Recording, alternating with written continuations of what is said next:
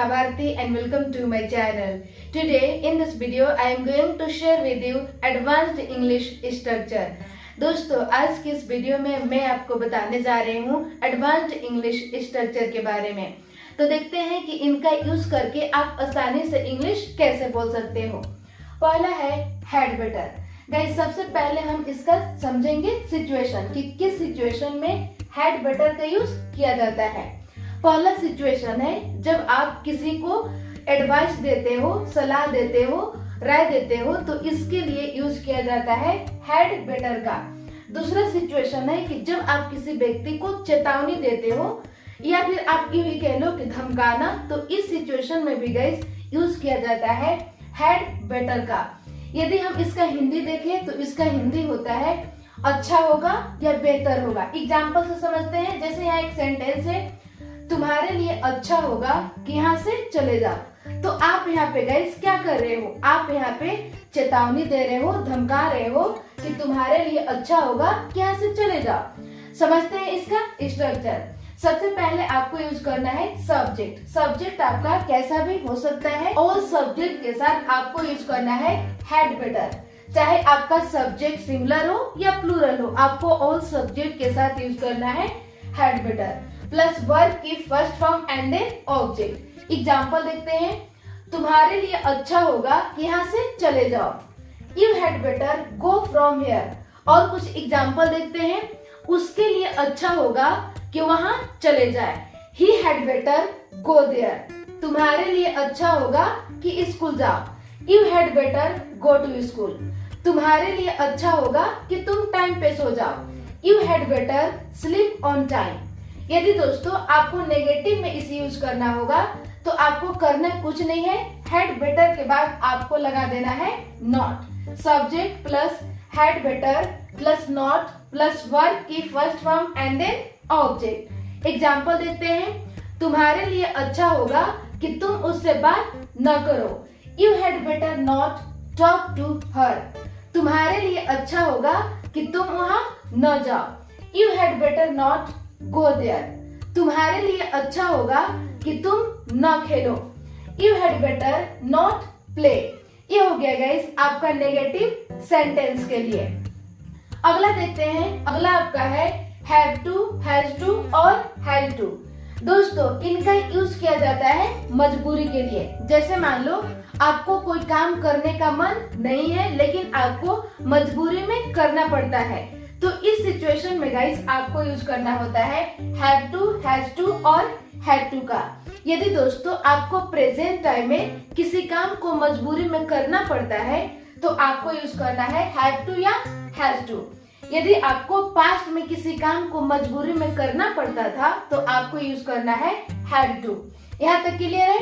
अब हम देख लेते हैं इसका स्ट्रक्चर। सबसे पहले आपको यूज करना है सब्जेक्ट प्लस हैव या हैज का प्रेजेंट टाइम में। यदि सब्जेक्ट आपका आई, यू, वी, दे और प्लूरल हो तो आपको यूज करना है हैव। और यदि सब्जेक्ट आपका ही, शी, इट और थर्ड पर्सन सिंगुलर हो तो इसके साथ आपको यूज करना है हैज। यदि दोस्तों आपको पास्ट में यूज करना हो तो आपको लगाना है had plus to plus verb की first form and then object. ये हो गया आपका structure.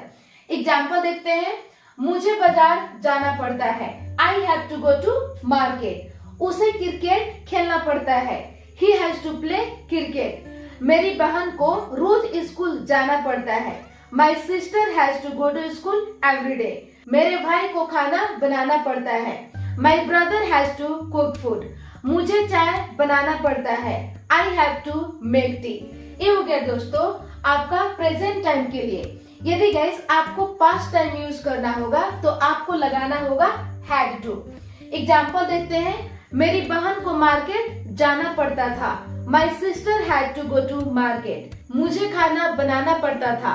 I had to cook food. मुझे चाय बनाना पड़ता था। I had to make tea. ये हो गया गाइस आपका पॉजिटिव सेंटेंस। यदि दोस्तों आपको नेगेटिव में यूज करना होगा तो आपको कुछ नहीं करना है। प्रेजेंट टाइम में आपको लगा देना है डोंट या डजंट। डोंट या डजंट। कब लगेगा? प्रेजेंट टाइम में। यदि आपको नेगेटिव वाला सेंटेंस पास्ट में यूज करना हो तो आपको लगा देना है डिडंट। सब्जेक्ट प्लस डोंट या डजंट। यदि दोस्तों आपको प्रेजेंट टाइम में यूज करना हो तो आपको लगाना है डोंट या डजंट। यदि सब्जेक्ट आपका आई, यू, वी, दे और प्लूरल हो तो आपको यूज करना है डोंट। और यदि सब्जेक्ट आपका ही, शी, इट और थर्ड पर्सन सिंगुलर हो तो आपको यूज करना है डजंट का। कब? प्रेजेंट टाइम में। यदि आपको पास्ट टाइम यूज करना हो तो आपको लगाना है डिडंट। इसके बाद गाइस आपको लगाना है हैव टू, या फिर डोंट हो या डजंट हो या डिडंट हो, आपको सब के साथ में यूज करना है हैव टू प्लस वर्ब की first form and then object. Example देखते हैं। मेरी बहन को खाना नहीं बनाना पड़ता है। My sister doesn't have to cook food. मुझे मार्केट नहीं जाना पड़ता है। I don't have to go to market. उसे क्रिकेट नहीं खेलना पड़ता है।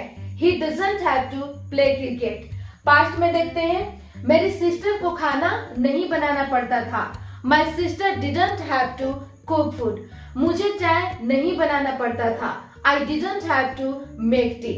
ये हो गया दोस्तों आपका मजबूरी वाला सेंटेंस। यदि आपको कोई काम मजबूरी में करना पड़ता है या फिर पास्ट टाइम में मजबूरी में करना पड़ता था तो इस सिचुएशन में दोस्तों आपको यूज करना है हैव टू, हैज टू और हैव टू का। यहाँ तक क्लियर है? अगला है ऑन द प्रीटेक्स्ट ऑफ। इसका मतलब है के बहाने। जैसे मान लो सिचुएशन मैं आपको समझाती हूँ। सिचुएशन इसका ए है। जैसे मान लो कि आप मार्केट गए, लेकिन गैस आपको मार्केट में कोई काम नहीं था, न सब्जी खरीदना था न कपड़ा खरीदना था, आपको मार्केट में कोई काम नहीं था। लेकिन गैस आप वहाँ पे गए किसी से मिलने के बहाने से। सपोज दैट मान लो कि आप अपने फ्रेंड के मिलने के बहाने से गए। इट मीन्स मार्केट में आपको कोई काम नहीं था, आप अपने दोस्त से मिलने के बहाने कहाँ गए? मार्केट गए। तो इस सिचुएशन में दोस्तों आपको यूज करना है on the pretext of. Clear है? देखते हैं इसका रूल। सबसे पहले आपको यूज करना है सेंटेंस। सेंटेंस आपका कैसा भी हो सकता है, आप सेंटेंस के अकॉर्डिंग इसे ट्रांसलेट करोगे, इसे बनाओगे। इसके बाद आपको यूज करना है on the pretext of plus verb की first form and then object. ये हो गया आपका स्ट्रक्चर। एग्जाम्पल देखते हैं। वह कुछ खरीदने के बहाने गया। He went there on the pretext of purchasing something. मैं मार्केट गई अपनी फ्रेंड से मिलने के बहाने से। I went to market on the pretext of meeting my friend. वह रोज मेरे घर आता है चाय पीने के बहाने से। He comes to my home every day on the pretext of taking tea. तो ये हो गया गाइस आपका on the pretext of का यूज। तो इनका यूज करके आप आसानी से इंग्लिश बोल सकते हो। तो बस गाइस आज के लिए इतना ही। मिलती हूँ नेक्स्ट वीडियो में। और ये वीडियो आपको कैसा लगा आप कमेंट सेक्शन में अपना फीडबैक जरूर दें। Thank you.